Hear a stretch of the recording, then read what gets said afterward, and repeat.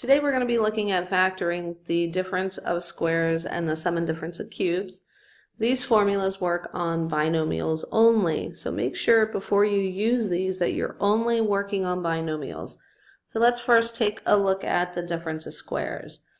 First off, check that you're working on a binomial. So if you take a look at what we have for the difference of squares formula, we have a binomial, term 1 and term 2 right here, and that it is a difference. We have a difference right here. Difference means subtraction. So if you have two terms and they're being subtracted, then it could possibly be the difference of squares that you would use to factor. So the first thing you need to make sure is that your first term is a perfect square. Okay, that means that there's some number and variable that when you multiply by itself twice, you get a squared. And the same with b squared. It could be a number or a variable, but it has to be a perfect square. If it is a perfect square, and it is a difference, you factor it as a plus b and a minus b. So the first step, after you find out that it is the difference of squares, is to find what a and b is. So let's work on an example and see if we can figure out how to factor our first example here. Well, the first step in factoring is always to factor out a GCF. And if you take a look at our first term, x squared and 16, there is no common factor to either one of them. So we don't have a GCF in our first example.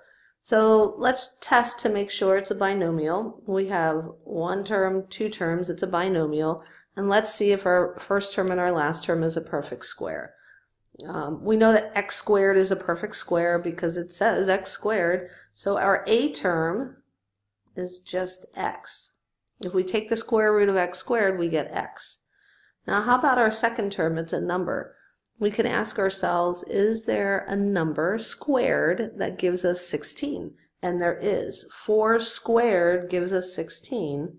So 16 is a perfect square, so our b value would be 4. So now all we have to do is put x and 4 in for a and b in our formula. And that formula has to be memorized. It is not going to be able to be derived on a test. So let's just go ahead and put in x and 4. So we have x plus 4, and the other factor, the only difference is it's a subtraction, x minus 4. And it doesn't really matter which way you put it in, whether you put x minus 4 first or x plus 4 first. Multiplication again is commutative. So let's take a look at our second example here. You notice that we have two terms, 8x squared and 18. But the first thing you notice is that 18 and 8 are not perfect squares. So let's make sure that we factored out our GCF. And if you take a look at 8x and 18, they share a common factor of 2. So let's take that 2 out, and when we do that, we get 4x squared minus 9. Now let's test. We still have a binomial, 4x squared and 9. It has only two terms. Are they perfect squares? Well, is there something that I can create or some number and variable that I could multiply by itself twice and get 4x squared? There is. 4 is a perfect square and x squared is a perfect square. So a is going to be 2x. We also notice that 9 is a perfect square because 3 times 3 is 9. So b is going to be 3. So now all we have to do is plug a and b into our formula, and we have factored 8x squared minus 18. But I want you to remember the most common mistake is forgetting to write that GCF that you factored out in the first place. So don't forget to bring your GCF along. So we have 2x plus 3 times 2x minus 3. And there we go. So now let's take a look at the difference of cubes and the sum of cubes. Again, we're working on binomials only, so you have to make sure you only have two terms when you're using these formulas. We have a cubed minus b cubed, so instead of them being perfect squares, they need to be perfect cubes, and a cubed plus b cubed. So let's compare the formulas. Once you find the cube root of a cubed and the cube root of b cubed, you would put a and b into these formulas. And I want you to notice this first term. This first term mirrors your binomial except it does not have the cube. So for the difference of cubes, it mirrors a cubed minus b cubed with that subtraction is a minus b. The sum of cubes mirrors its sum of cubes as well. You have a plus b here, which mirrors a cubed plus b cubed. Now how do we get the second trinomial? And it is a trinomial, and this trinomial, once you factor your difference of cubes, it is prime as long as you factor your GCF out. All right, so let's take a look at this trinomial here. It's your a term squared, that's your first, and that is the same in both the sum and the difference. The next term is a times b, and that's the same. And the last term is b squared, and that's the same. The only difference between these formulas is where the minus sign goes. In the difference of cubes, the minus sign goes in the first term, okay? And like I said, it mirrors that a minus b.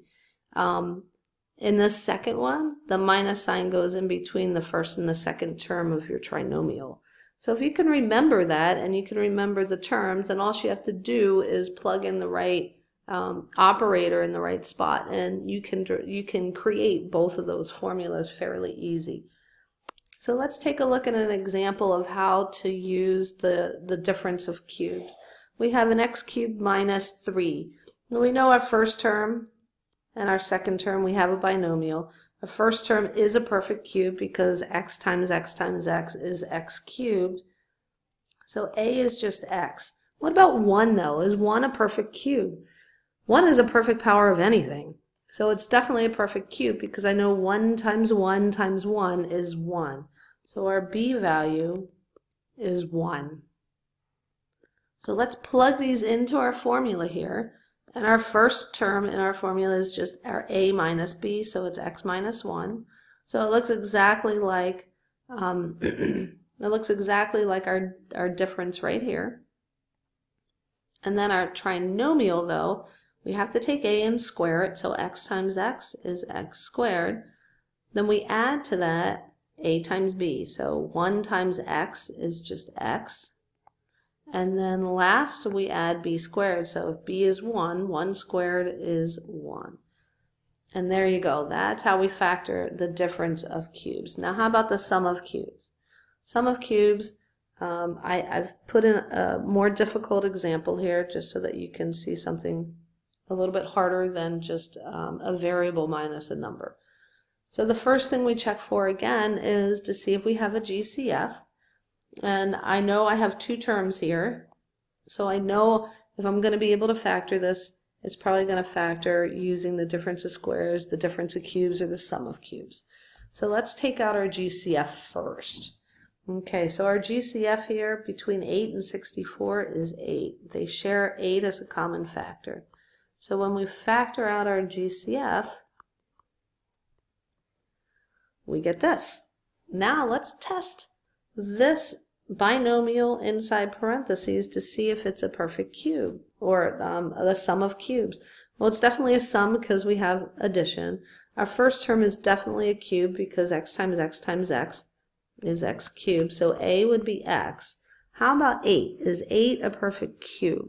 I know it is because 2 times 2 is 4 times 2 is 8, so I know that 8 is a perfect cube. B would be 2 then. Okay, if you take the cube root of 8, you get 2. So we just plug it in our formula, and we get x plus 2, because it's a plus b. Then we square a, so x times x is x squared. We multiply a and b, so we get, oops, that's supposed to be a minus. So we square a and b, we multiply a and b, so we get minus 2x. And then we square b, 2 times 2 is 4. Okay, so again, these formulas are only used on binomials, and they're used to factor binomials. And you need to test, if you're going to use the difference of squares, you need to test that the first term and the last term is a perfect square. And if you're going to use the difference or the sum of cubes, you need to test that the first term and the last term are perfect cubes. I just want to mention one more thing. I don't have a sum of squares formula here because the sum of squares is prime. You cannot factor it. So if you have a polynomial that looks like this right here, but it has addition instead of subtraction, it is prime and it cannot be factored. So don't try factoring the sum of squares, only the difference of squares. And the other thing I wanted to mention is the trinomials and the sum and difference of cubes. Once you have them factored, again, they're prime. Don't try and factor them any further. All right, guys, that is it for this video lesson.